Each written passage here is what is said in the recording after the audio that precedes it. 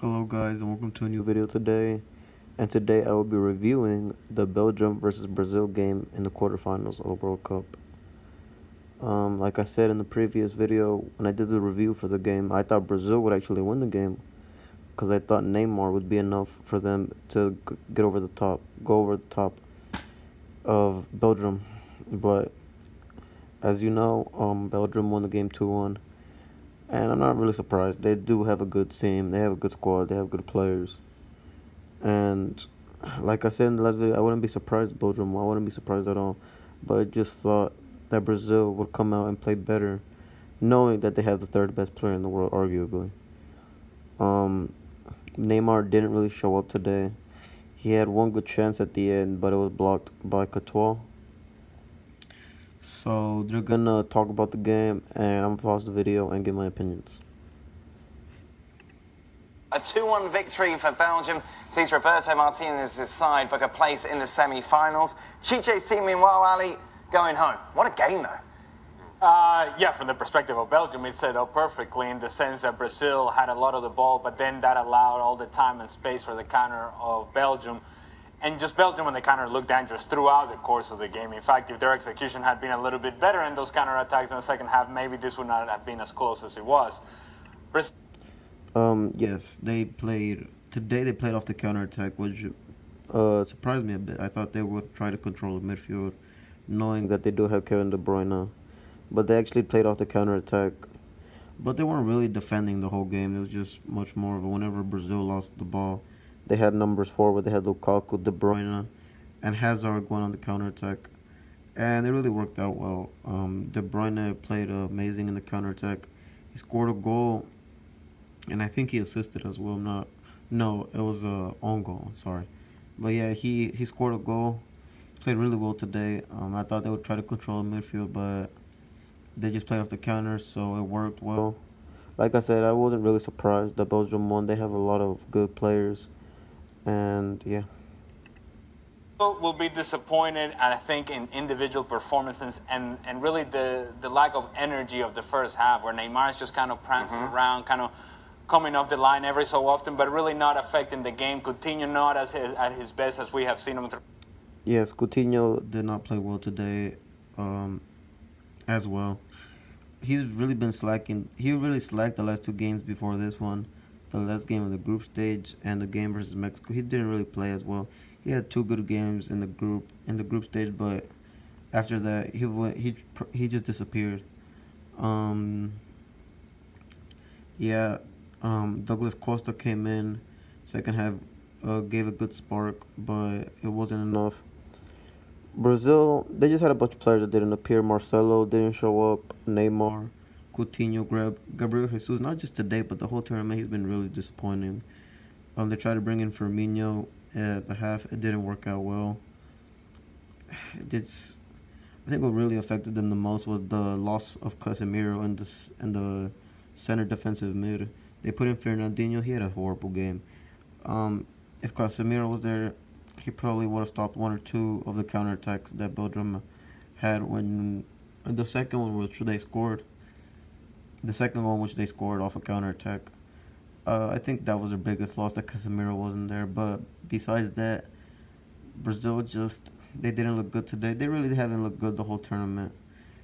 And I think the disappearance of Neymar, Coutinho, Marcelo, and the Casemiro, that was the key points on why they lost the game today. The course of the tournament, and really you just didn't see a team that expected to be down 1-0. And when that happened, it was almost as if, wait a minute, this is not something we're used to, and you didn't see it. Yes, I agree as well. I don't think Brazil has actually trailed throughout the tournament. Not just the tournament, but through the qualifying matches that have been going on for the past 2 years, qualifying for the World Cup. When Belgium scored, they were caught off. They were really caught off. They were like, it was surprising, like it was stunning. Like, we never been down one, we never trailed before against another team. So that was also another big point. They were shocked. And once the first goal came in, I think the second goal came in after that. If not, I think it was the second half. I'm not sure. but they really got no. Yeah, they both came in the first half. After the first goal, the second goal came in. They were shocked. They really couldn't get nothing going until the second half. Coutinho, the only play he really created was that chip pass to Renato Augusto that he headed in for the goal. But after that, they really had no chances, except at the end. Neymar also had one chance to score outside the box, but it was a brilliant save from Courtois. Action. You didn't see a team that was really willing to create chances going forward. Having said that, there was a couple of bounces that didn't quite go Brazil's way, because if Thiago Silva, off his knee, goes into the back of the net, it changes the nature of the game.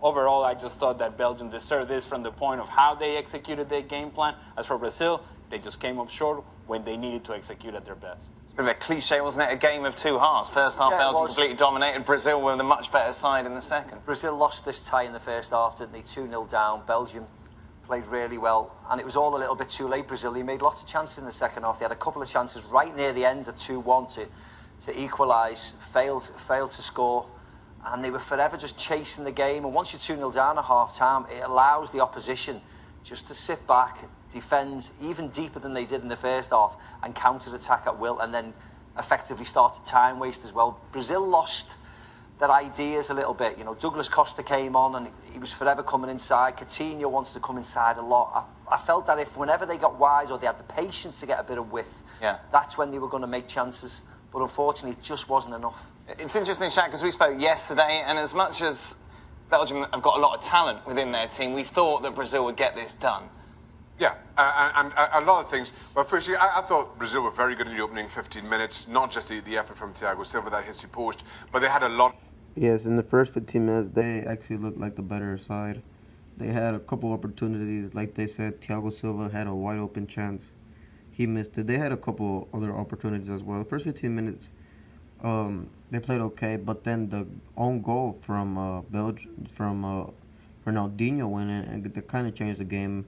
Because, like I said, they were shocked, and they never been down 1-0, and then the second goal came, and I think it was pretty much over in the first half because Brazil didn't respond after the first two goals in the first half. They didn't really respond after that. They couldn't create chances, not until the end, like last 15 to 20 minutes. Chances that were just one bounce away from falling at the right pair of feet and finding its way into the back of the net. But saying that, credit where it's due. Belgium had their lucky moments, but they earned those. Roberto Martinez made a key switch in leaving out Carrasco, bringing in Fellaini to sit in the midfield, and allowing Kevin De Bruyne to push higher up and closer to Kevin.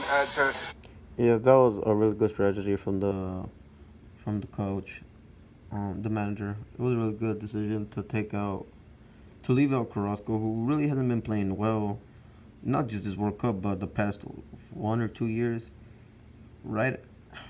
Yeah, probably the last 2 years. He had a great game in the 2016 Champions League final, but after that, pretty much disappeared. He went to China. His career is like, it went down. Like, nobody knows about him no more. He played bad, so it was a good decision to leave him out and put in Fellaini, who's actually playing really great defense against Neymar, and he dispossessed him a couple times. So it was a really good decision, so that allowed De Bruyne to go out more and not defend as much, and go off on the counterattacks. And as you know, he scored a goal today, so that was a good decision from the coach. Romelu Lukaku. I thought that was key, and I thought that was where Belgium ultimately won the game, quite clearly with the second goal by Kevin De Bruyne. And all throughout, over the course of 90 minutes, no question, Belgium were the better of the two teams. The disappointing thing for me, from a Brazil and a Neymar perspective, as Ali was alluding to, was Neymar only came to life when he didn't get the penalty call. Once the referee waved that away, then all of a sudden he started to get angry. He started to stay on his feet a lot longer, and Brazil looked a whole lot more purposeful. Got their goal, maybe could have got a second, but in the end, you don't play a football game for 25 minutes, and certainly not against a team as talented as Belgium, and hope to win. How do you explain that? Because it was clear, wasn't it, that he wasn't quite up for it initially. But that's Neymar as a player, and I think what we have come to expect from Neymar in Brazil, because of his relationship with Tite, is that Neymar has been fully engaged and really has been the guy who's willing to take the pressure on. And it just feels like in this particular game, for whatever the reason may be, we don't know. We're not privy to that sort of information. But what I did see for Neymar today is in the first half, it's almost as if he was okay being on the fringes of the game, kind of observing what was going on. You cannot do that. I don't think he wasn't up for it. I think that's the wrong phrase of words. It's just that he was, as Ali just said, he was simply on the periphery all the time. You need him to be the star man. Yeah, I agree with that as well. Neymar didn't show up today. He didn't play that well. I don't even think he had a chance to score a goal besides the last shot that I've been alluding to the whole video. He really didn't create no chances. He looked uninterested in the game. He tried to get a couple penalty calls, and he had a shot at a couple penalty calls in the second half, but they weren't giving the call. So after that, he really stepped up this game, like they were saying, and he tried to make something happen, but it just wasn't enough. I expected more out of Neymar. For me, arguably the third best player in the world, I expected way more from him. He just didn't show up this game, and particularly this tournament as well. The team don't need. If it's not going well for Coutinho, he needs to be involved more. He needs to be demanding the ball all the time. You don't expect him to do things all the time. Sure, but so why isn't he? Why wasn't he demanding? No, but he hasn't. He's been on the periphery all of this tournament, hasn't he? For one reason. Well, he was. For most of the game, he actually did have a bunch of the ball. The problem was that Belgium just played great defense.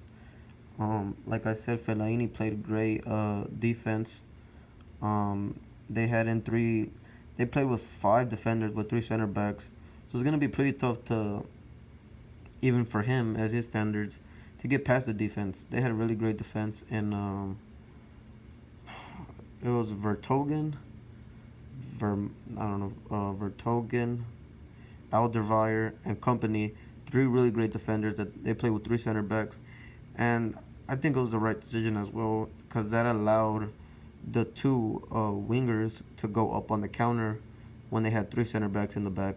So when Brazil would get dispossessed, they would allow the 2 wing backs to go up, because there were 3 center backs in the back. So that was a really good strategy as well. Just Neymar, it's not that he didn't get the ball as much, he did, but he just couldn't create no chance. He tried to dribble, tried to shoot. He really couldn't do much in this game. He was really ineffective. And it's fair to point out that he just came off a gruesome injury that he suffered back in February. Before the World Cup, I only think he played 1 or 2 matches. He was really rusty entering this World Cup, and it showed throughout the whole tournament. I did expect more out of him, because he did get a couple games into his belt, in his belt between before the World Cup and now. So I really expected him to show up. I saw him show up in the Mexico game, and that showed me that he probably would have showed up in this game, but like I said, he didn't show up this game. There hasn't been a moment when I've thought, wow, he's been amazing. He had an assist and a goal in the last game, but it just came into that last 20 minutes where they started to get on top and really start to pour forwards, where he starts to get a bit of opportunity. Part of that, I think, though, with Neymar, with Brazil, he's not the guy that just parks himself on the left-hand side. He does float around, or we have seen that. That's what we saw through qualifiers. That's what was so successful about Brazil, is that Neymar was hitting you from everywhere, and then you had the other players that fill in the gaps.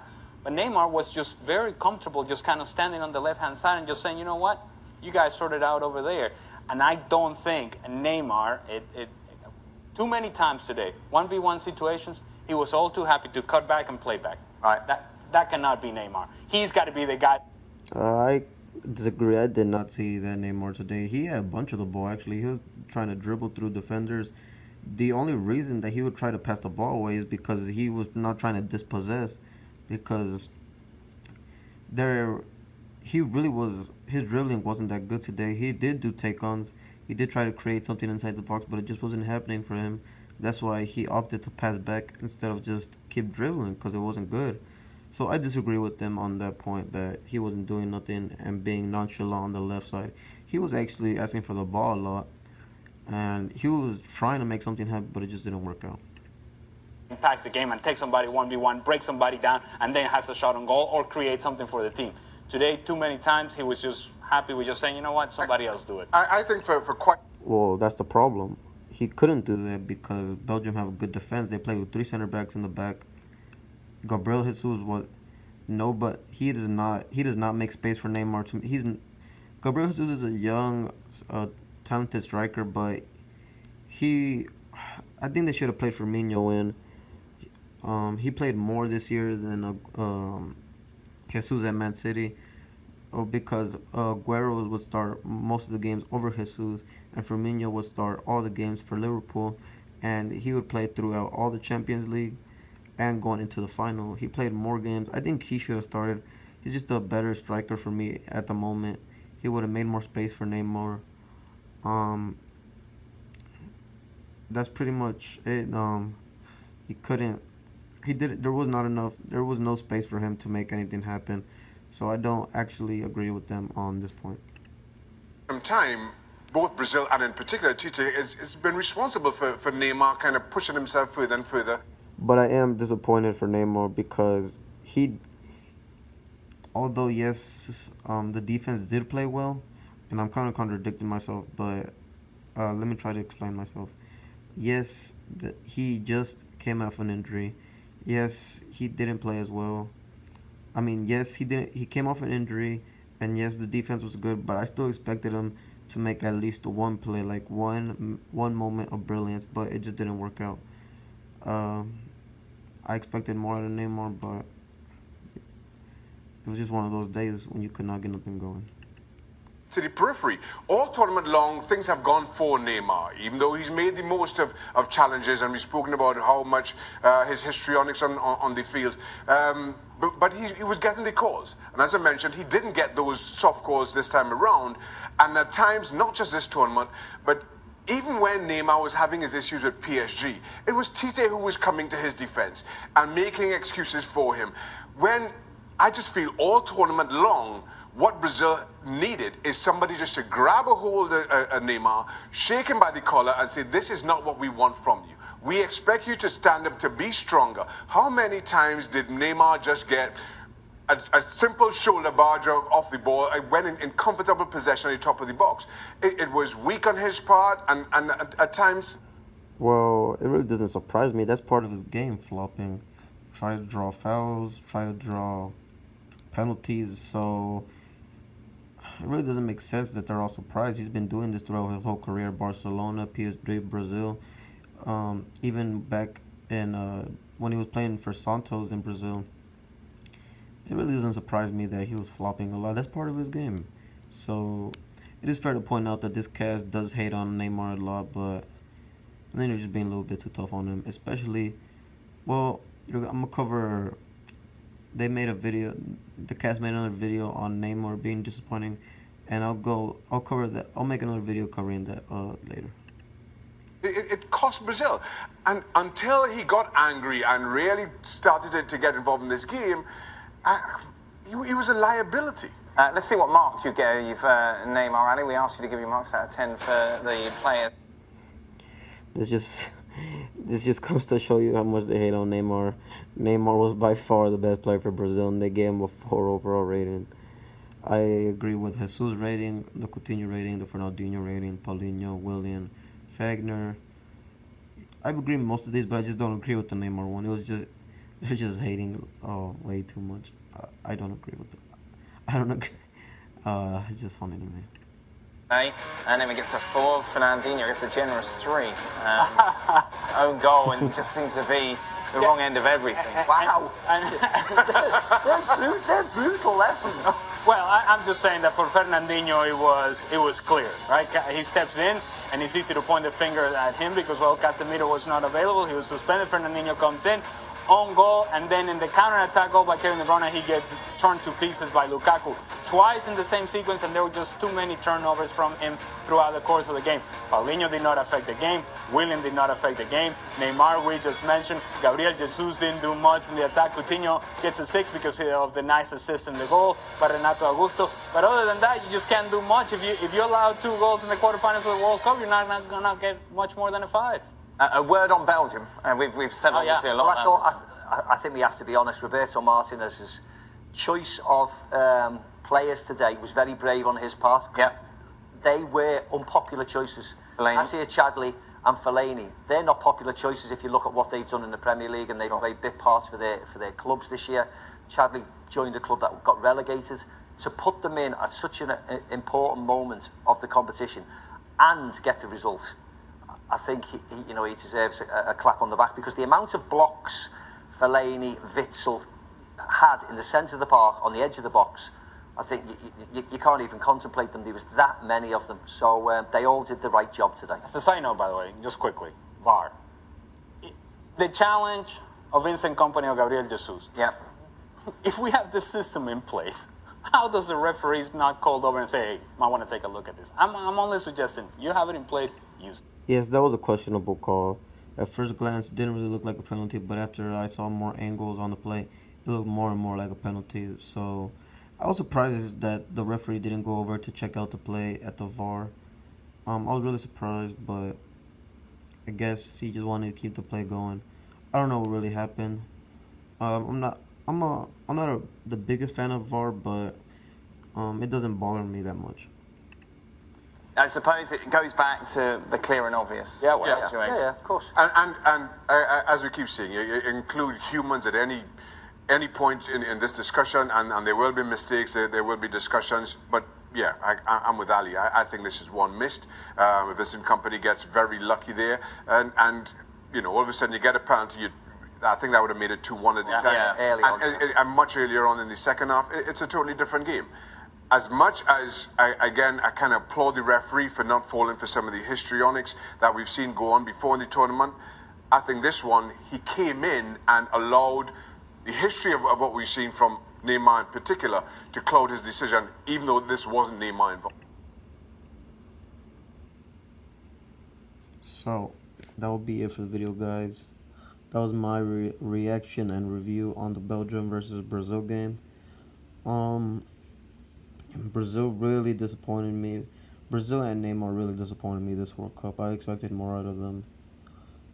But because of the injuries to Brazil, losing Dani Alves before the World Cup, bringing in new players, the suspension of Casemiro, Neymar being a little bit rusty, to an extent, I can understand why Brazil lost, but I still expected more out of them. Expected more out of the other players. I expected the other players to show up after all of them having great season with their club teams. And as for Belgium, not to take anything away from them, they played an amazing game. Amazing strategy by the coach, playing with the 3 center backs, playing off the counter, exploiting Fernandinho, knowing Casemiro wouldn't be there. It was just an amazing tactics from the coach. As for Belgium, I'll be reviewing their matchup against France in the semifinals, and I think it's gonna be a good game. I will review that next week, and there's more videos coming up on the way, guys, for the World Cup. More videos on Ronaldo's transfer to Juventus. Anyways, thank you guys for watching, and I'll see you on the next video.